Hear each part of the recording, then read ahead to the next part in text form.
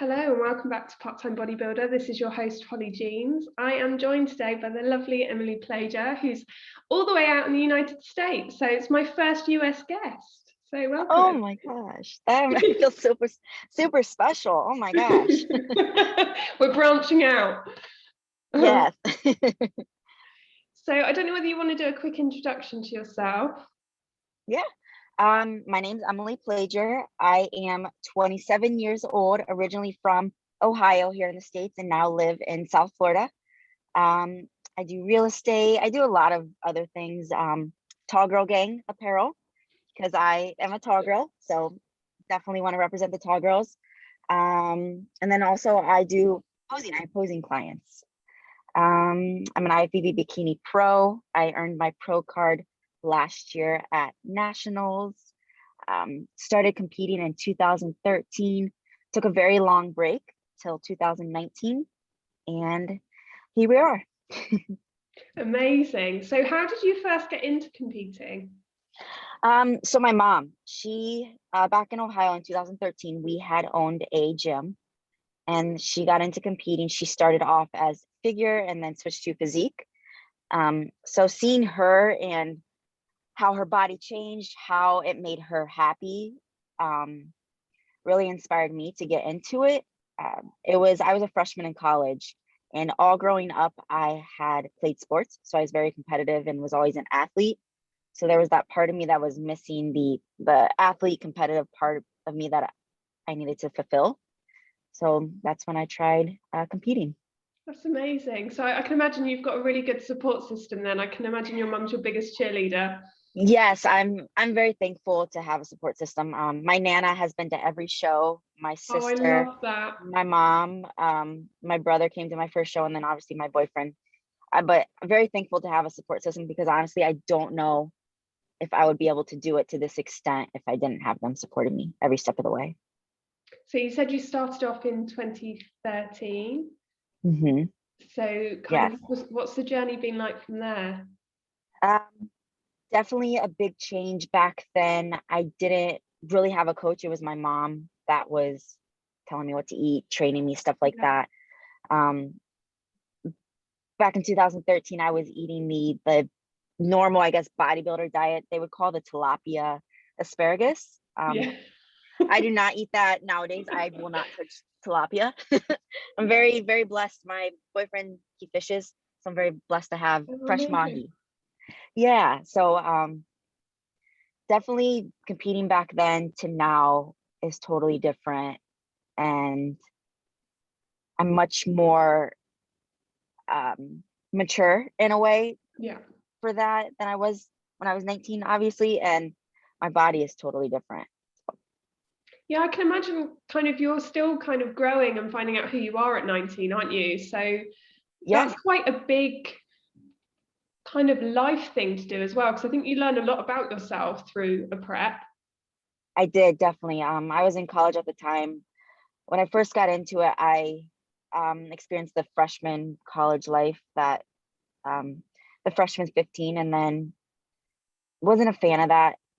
So switched to, well, that's how then I got into competing, and was not doing well in school when I got into competing. I wasn't sure what path I wanted to take. I changed my major twice. I honestly I had no clue what it was in life that I was supposed to be doing. So I was just trying a bunch of different things and tried competing, ended that in 2014, hung up my heels. And honestly, I didn't know if I'd ever step on stage again, because of the way that I was burnt out back then. Yeah, it's a bit too much, all too much going on at once.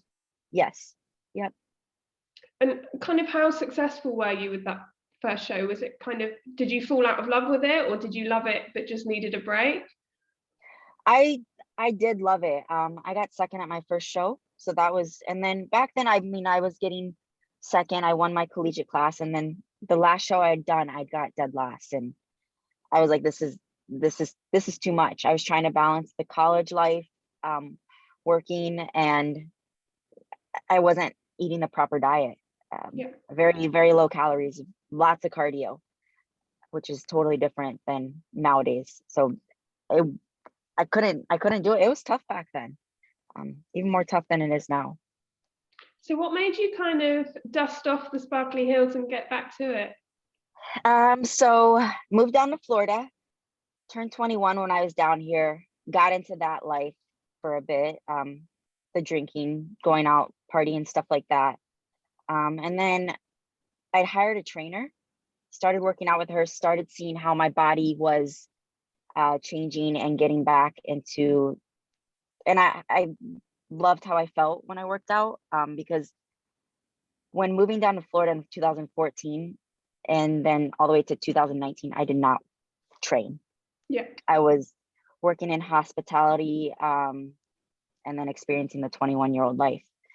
So when I started working out with that trainer, I liked the way it made me feel. And then she competed as well. So then I told her I competed, I showed her pictures, and I was like, I want to do a show. So then I got my bikini out, put my heels on, started posing, and the rest is history. Amazing. And so how did kind of COVID affect things over your way? Because I know things have kind of grounded to a halt here. Yeah, still, right? For you? Yes, yeah. So gyms are still shut here. Wow. Yeah, so Wow. I've been doing garage workouts for on and off a year now. Bless you. That's tough. COVID for me, so I was in prep. I started prep last January to still continue the goal of earning my pro card. So January we started prep in hopes to step on stage in May for, I think it was Junior USA's. I was, I think, 9 weeks out, and then the show started to get canceled, pushed back. Yeah. I stayed in prep for a little bit and then completely fell off. Yeah. I tried the home workouts for a little bit. To be honest, I was not a fan of those. It was tough for me. It was tough to stay in my house, work out, and eat clean. Yeah. Because I think for a lot of us, we weren't sure what was going on, when this would end. We had no clue what to expect, honestly. So because of that, I fell off, and I actually focused more on my real estate career in that time. Real estate was still up and running. People still needed a place to live. So during that time, even though I wasn't focusing on this other goal of earning my pro card, I had switched to building my career in real estate and saving up money during that time. Amazing. And how do you balance working in real estate and competing? Because I've got a full-time 9 to 5, and I know it can be quite challenging working and competing. Yeah. So for my shows in like 2019, I did like the hospitality jobs. So I wasn't working every day, but the hours were long, stuff like that. And then moving into 2020, when I got big into a real estate, I was in the office from 8:30 to 5 every day, Monday through Friday. So I'm a big fan of routine and keeping it the same every day. So I would get up early, do my fasted cardio, have my meals prepped for the day, go to the office, and then I would train in the evening with my coach. It's tough balancing because, I mean, not only are you balancing work, your prep stuff, but if you're in a relationship, and then just your everyday life things, like, it's tough, but competing is a choice that you make. Yeah. And we are super privileged to be able to do this. So you have to make sure you're getting everything else done and balancing, all those other tasks, because not everyone can do this. And the fact that I'm able to wake up, do this, love what I do, it makes me even more excited to conquer the day and just balance everything even more. I don't know about you, but I find I'm almost more productive in prep because I feel like I've got a purpose and a drive. And totally, I feel the same way, because I love the routine of getting up and doing the same thing. Like, I love doing my fasted cardio, even though some days I get up and I'm like, oh my gosh, I don't think I can do this. But the way I feel after is an amazing feeling. I even keep the same routine out of prep, because I know if I don't, I'm not I'm going to slack on other things. So I definitely agree with what you said. Like in prep, definitely more productive. I almost think it's hard to keep up the momentum in off season more than prep.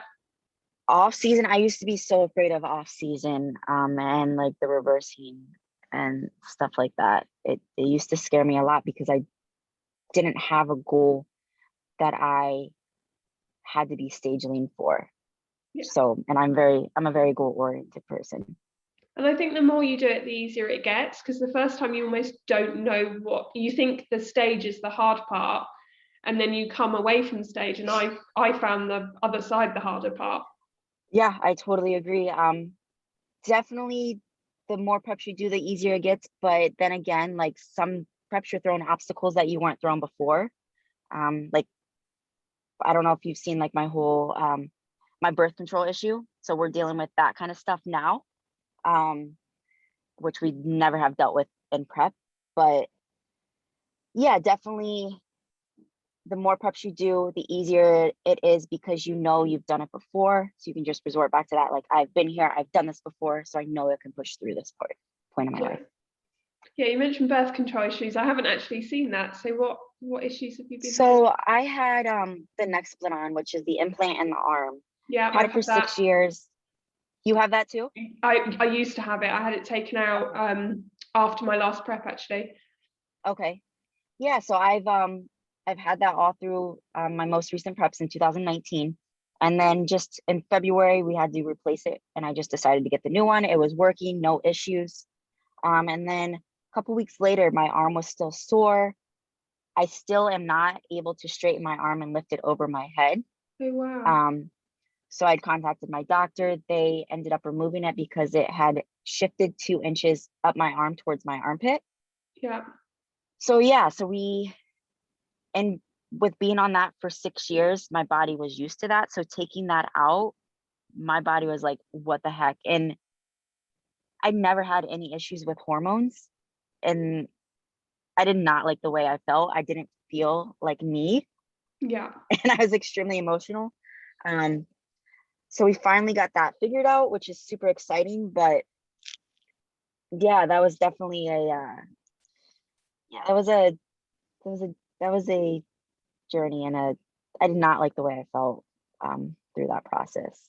No, it's amazing how much it can kind of throw you off, and how kind of you almost don't appreciate what big player hormones are until something goes wrong with them. Yeah, no, honestly, I didn't like the way I felt. I'm not like, I'm a super happy person, like, and I was not. I didn't feel right, and I'm not just glad on we the got that pill. under I'm control. moody. I can't go on the pill. Girl things. So we come out the other side of COVID, and you decide, right, 2020 prep is back on. How different was it for you this time in terms of, I know you said you were on really low food and really high cardio back in 2014. That all changed this time? Yes. So back, it was August of 2020 when I'd sent a text to my coach.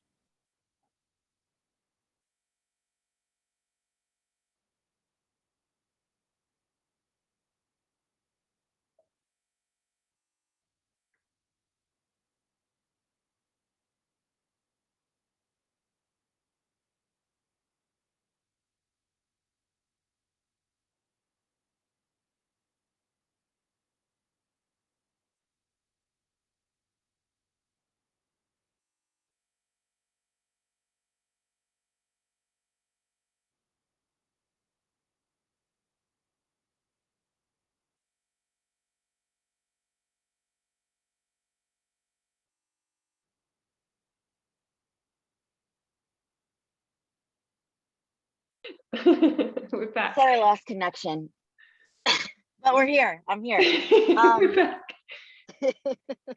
Oh my gosh, I swear I always have issues with, I always tell when I did the other podcast, the girl's like, I've never had any issues with like anything. And the time I do it, she's like, oh my God, and I lost connection. She's like, that was the first time I've ever had an issue. I was like, of course it's me. But so yeah, I had sent a text to my coach saying I want to do nationals, and he said, follow your plan and everything for a week, and then we'll talk.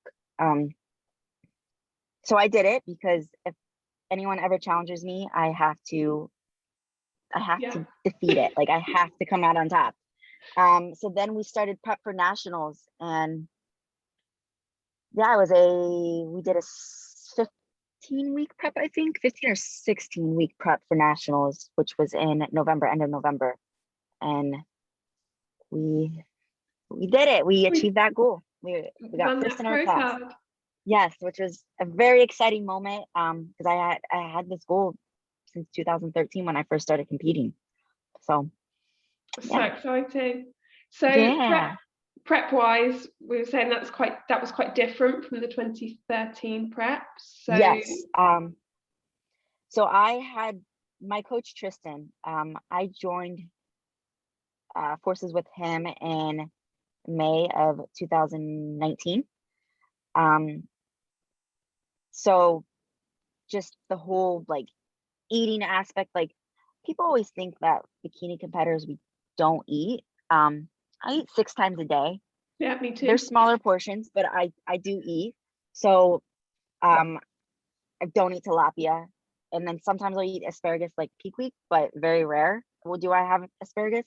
My diet now is salmon, lean beef, chicken, egg whites, eggs, shrimp, white fish, and then like carb sources, rice, cream of rice, potatoes, and then any green veggies that I want.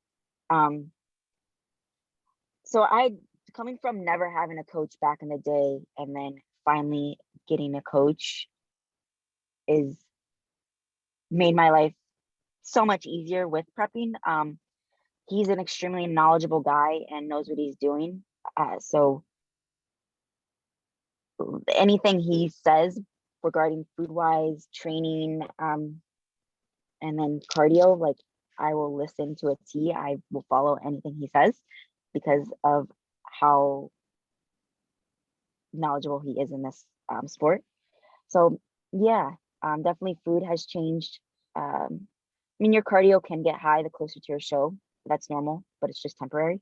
Yeah. And then I am very blessed to have him live in the same state as me, 30 minutes away. So I do get to train with him 5 days a week. That's amazing. And I can imagine in the depths of prep, that really helps as well, just to have someone push you. Yeah, because like prepping before, I didn't have that. And having him there to push me like 4 weeks out, 3 weeks out when you're extremely exhausted, I feel has made a big difference in my physique that we bring to the stage. And has your training changed massively as well since joining him? What's your kind of approach to training? So a lot of the feedback that I had gotten, because we, as a taller girl, when standing next to the shorter girls, we look kind of lengthy and stringy. So putting on more muscle was our goal this improvement season. So with him, I'm able to push a lot of weight because he's there to spot me. So, I mean, we do the basic movements for everything, but it's just, we lift heavy. So. And do you what kind of split do you do? Do you kind of do upper lower or? So I have a 2 days off, and then train 3 legs, lower body half, 3 times a week. So I'll do like quads on Monday, quad focused. Tuesday will be back. Wednesday shoulders. Oh no, Wednesday will be like a hamstring glute day. Yeah. Thursday off. Friday shoulders, and then Saturday is like a conditioning leg day.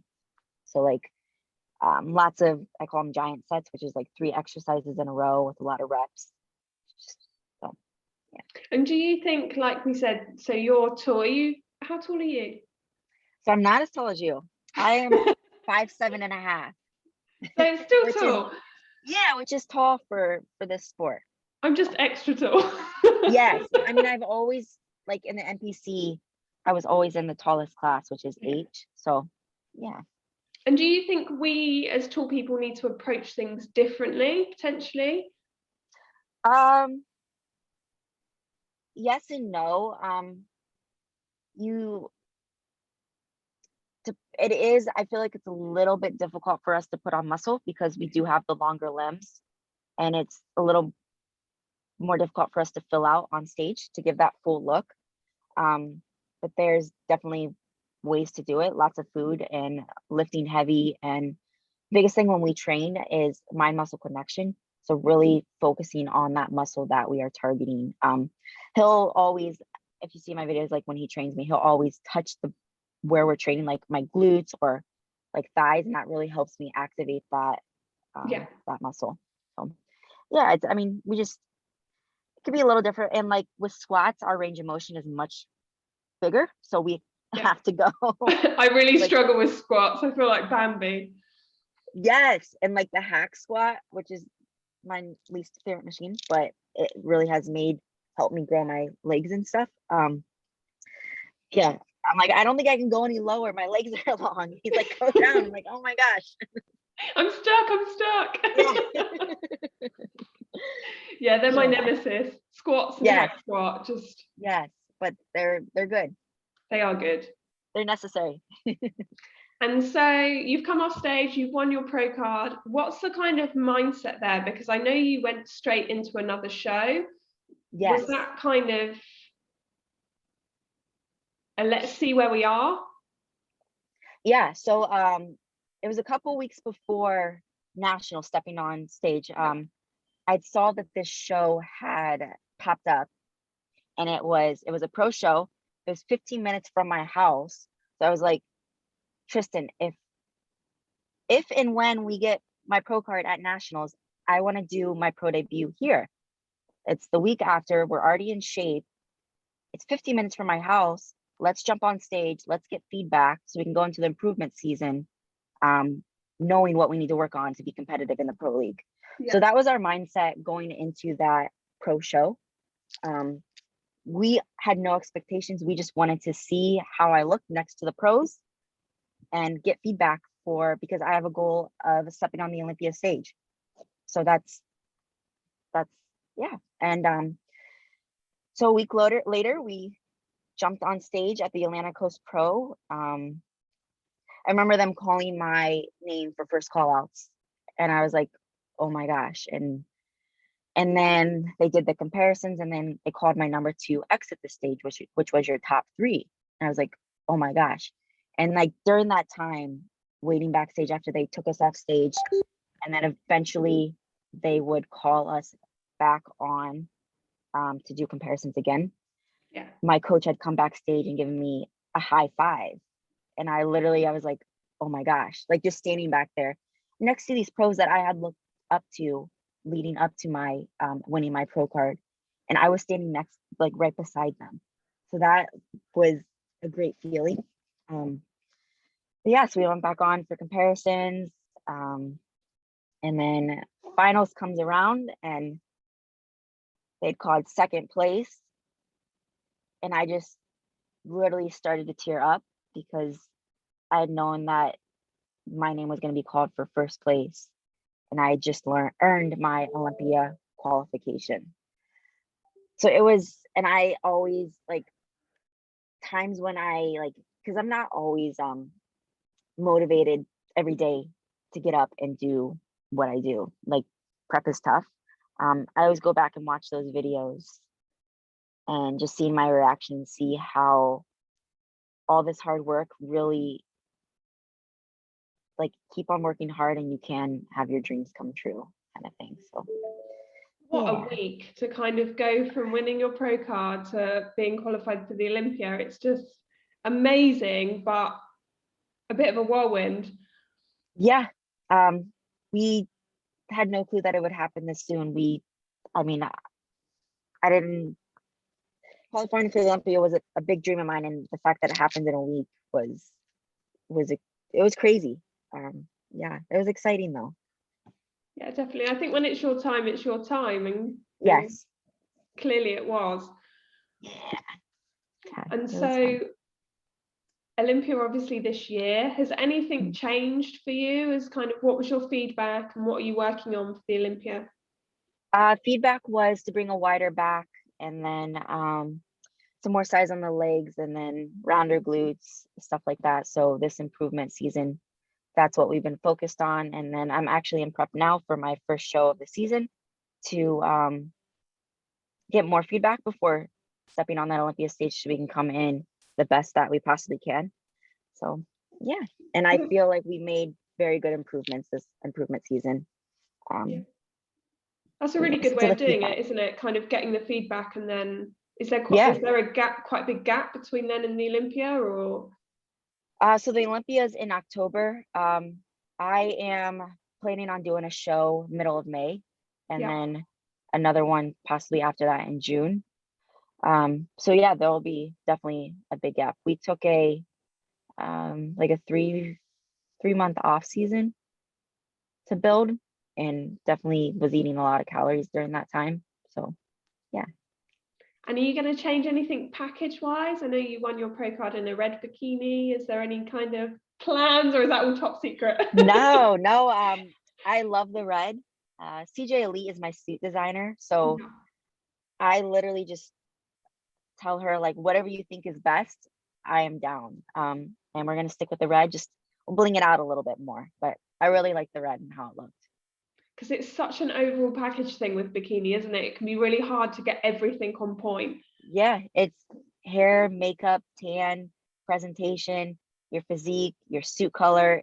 Literally, it's an overall like package. You have to bring it all. Like, yeah, posing is extremely important as well. And have you noticed any big differences from the amateur ranks to the pro ranks? As in, like, your kind of backstage experience or being on stage, is anything majorly different? No, I mean, the girls are always very friendly. And then I had only done one pro show, so I was coming in as the underdog. I had never talked to these girls in person. But I know my next show, I know a lot of them now since I've competed against them and just through social media. Social media is great with connecting. But no, everyone is very friendly. We're all, yes, we're competing against each other, but we all just love doing this. And every second we get to do this and to be around people that love it as well is a great experience. Yeah, my experience is definitely you meet some incredible people in this sport, and definitely some really cool stories and tales to tell, definitely. Yeah, I love listening to people's journeys on how they get to the stage and what motivated them to get into the sport as well. So what's the next goal? You say you're quite goal driven, so you've got your pro card, you've qualified for the Olympia. What's next on the list? I would love to win another pro show. The show I'm doing next is a bigger show, which I'm super excited to step on stage there. And then I would love to be Miss Olympia one day. That's definitely a goal of mine that we'll keep on working through. Yes, right? Definitely. And do you feel like being tall, we've said kind of it can be difficult to put on muscle. Do you think it's an advantage in any way, being tall? Yeah, I think you can stand out more, obviously, with your height.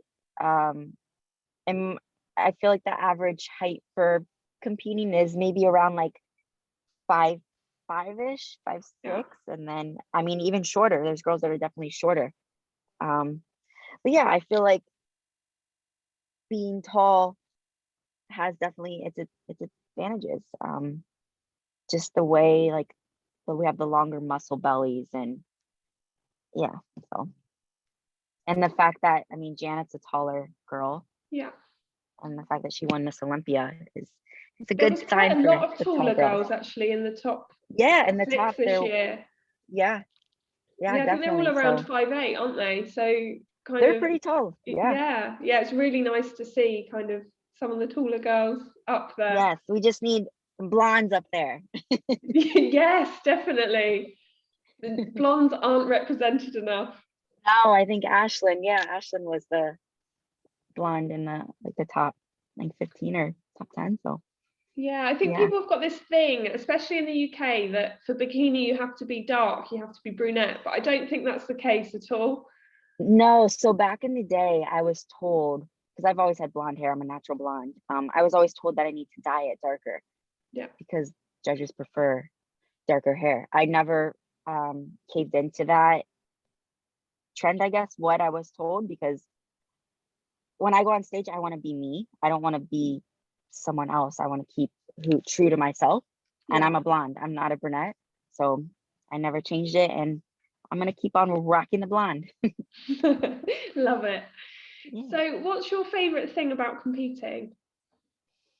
Definitely the journey leading up to my show. I love being tested mentally, physically, emotionally. Because it just makes me feel like when I come out on top, it just makes me feel even better about myself and that I'm capable of doing whatever I set my mind to.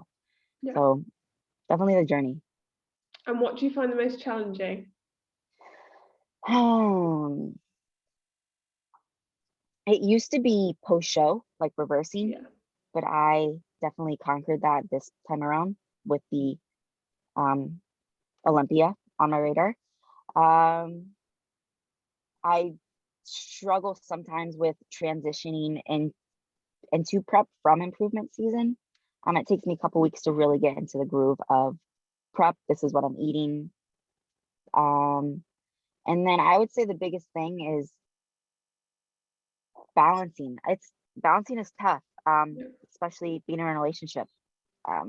My boyfriend had no clue what this world was, and it took me 4 shows to finally realize, okay, this is what I need to do when I'm in prep.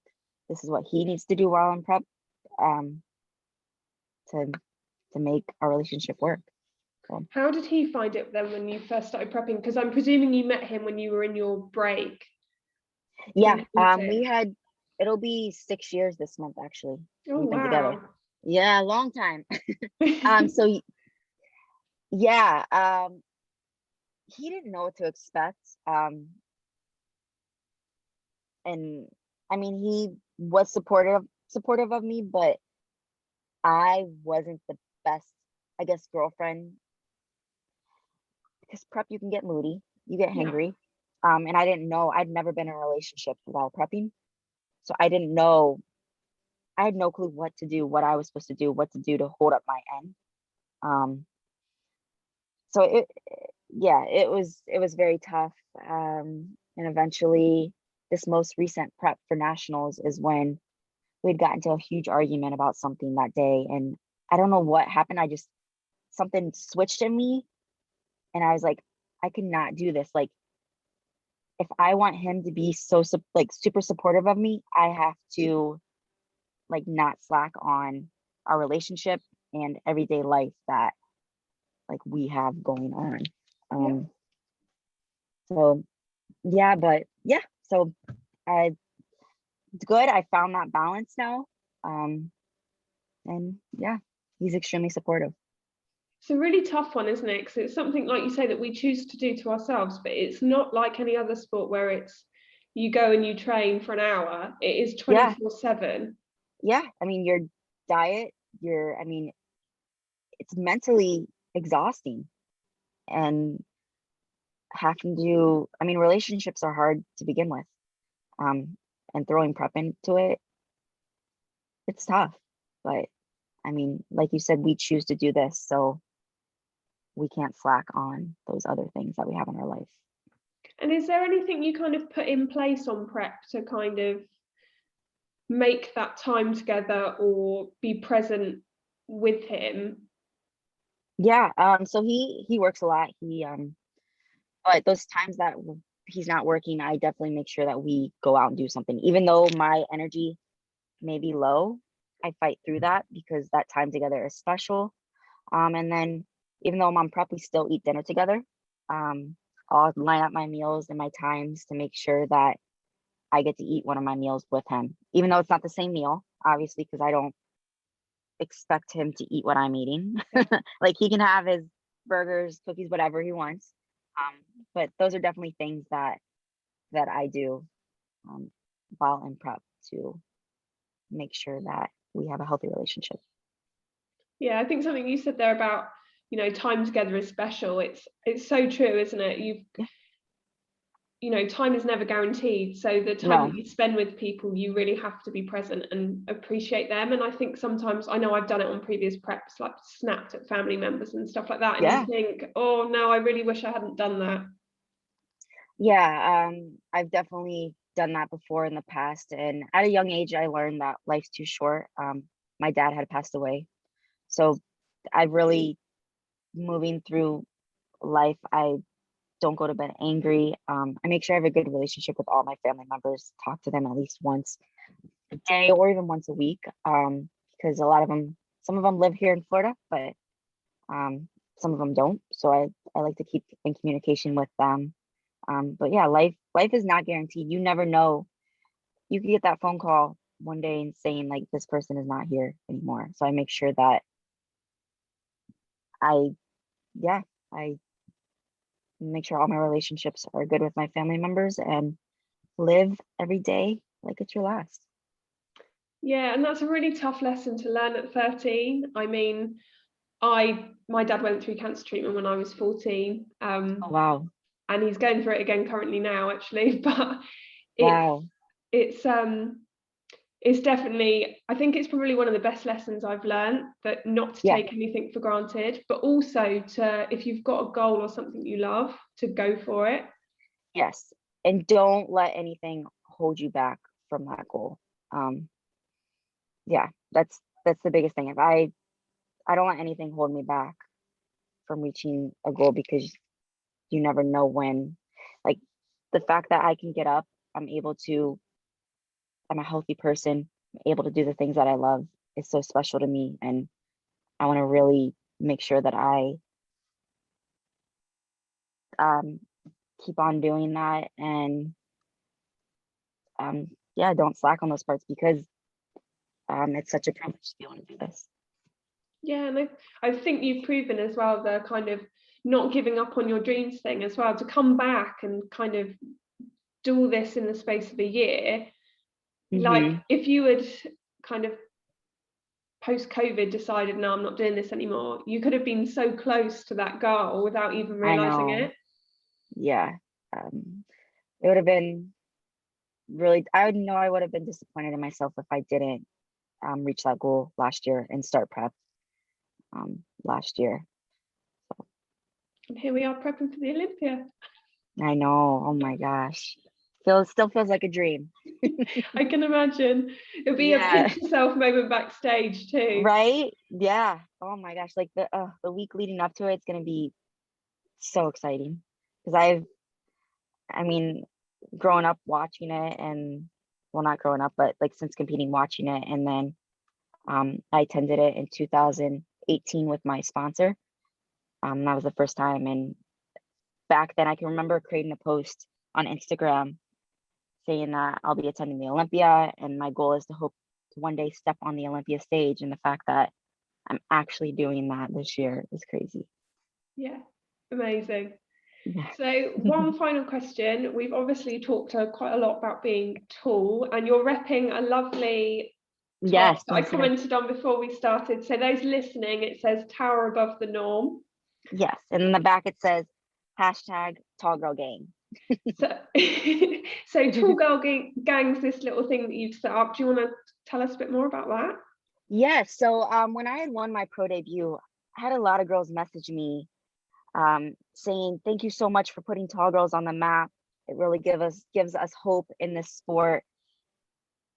And I had no clue that that's how taller girls felt. I didn't know that they could not be competitive in this sport. I didn't know that was a thing. So yeah, so I decided to make this to represent all the tall girls. And yeah, so it's Tall Girl Gang, and definitely be a part. We had a little conversation pre this where I said she needs to start shipping to the UK. Yes, which I'm going to check into that, ladies, because definitely. definitely want the support in the UK. Amazing. Well, it's been an absolute pleasure to have you on the podcast today. It's Thank been you for amazing. having me. Oh, my Yeah. absolute pleasure. It's been lovely to hear your story and hear your journey. And I cannot wait to see you on that Olympia stage. I will be rooting for you. Thank you. Thank you so much.